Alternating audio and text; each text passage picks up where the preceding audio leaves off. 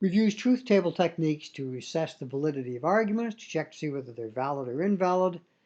We're going to move on to a different kind of question about truth functions now. We can classify any truth functional WRF, any WRF build-up using our connectors that we've looked at so far, into one of three categories. It's either a tautology, which means that it's true in every row of its truth table, or a contradiction, false in every row of the truth table, or a contingency, true in at least one row, false in at least one row.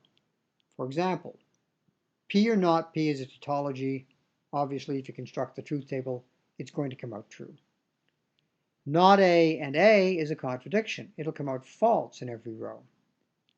As for contingencies, they're all over the place. They're very common. P is a contingency because if you set up the truth table for P, you're going to have two rows, a true and a false. P and not Q is a contingency. Those are simple examples. There are more complicated ones. It may not be obvious that this is a contradiction, but in fact, if you worked it out, it is. And we'll look in a moment at this one and see that it is in fact a tautology, that whether it's obvious or not, it's true in each row of the table. So we can always just construct a table for a formula and figure out what kind of formula it is. But sometimes we're especially interested in tautologies. And the reason is that tautologies are the logical truths of our system. They're theorems of truth functional logic, as we'll see when we learn how to construct proofs. We said just a minute ago that if you want to classify a statement, you can always just construct a truth table. If it's all ones under the main connective, it's a tautology. If it's all zeros, it's a contradiction. If it's at least one of each, it's a contingency. But sometimes we want to know, is this a logical truth? Is it a tautology? And then we can sometimes be more efficient.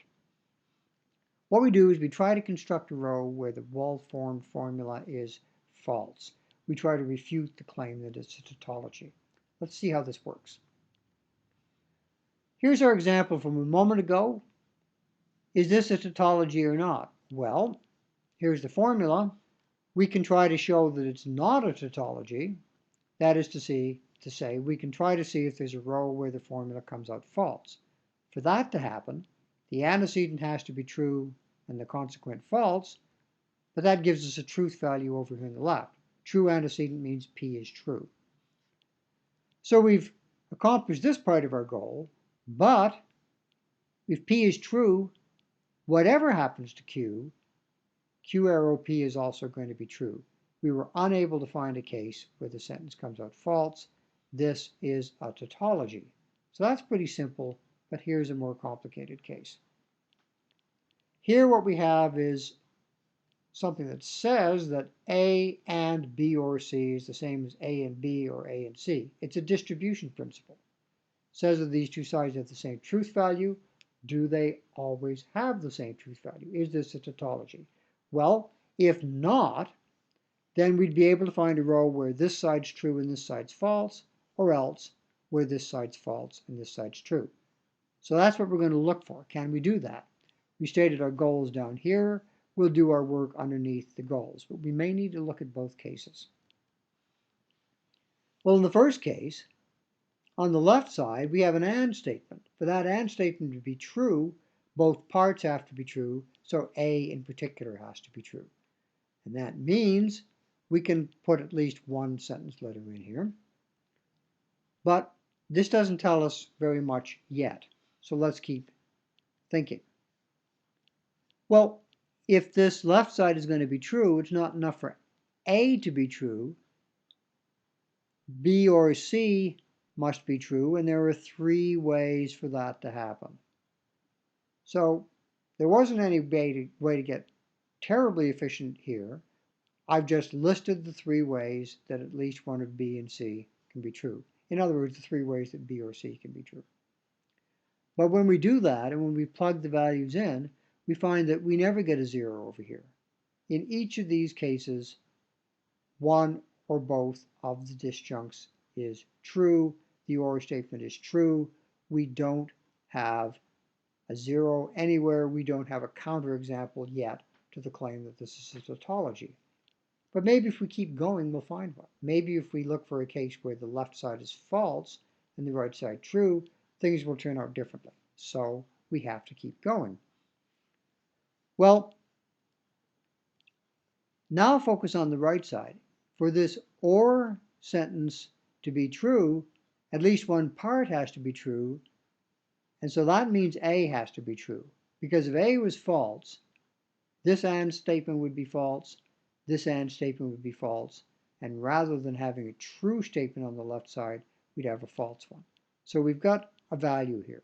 A has to be true if we're going to find a counterexample this way. But we're also looking for a row where the left side is false. Well, if this AND statement is going to be false, it has to have a false part. If A is true, then B or C will have to be false. And the only way that can happen is for B and C both to be false. So now we've got forced values for B and C. We can go over and see what happens here. We wanted to find a case where this side was true, but what we see is that A and B is false because B is false. A and C is false because C is false, and so we end up with false here. So the left side is false, the right side is false, and we have an equality here of truth values, not an inequality. And so, once again, it was impossible to find a row where the whole thing turns out false. This is a tautology. Now, if you look in the text, and I've put up a numbered version of chapter 4 on the website, around page 20 or so, you'll find a bunch of exercises. Some of them are worked, some of them aren't. You should give these a try and get comfortable with this idea of classifying sentences and also of figuring out when things are tautologies. But in the meantime, we've gone through a couple of examples here that might help you see how the process works.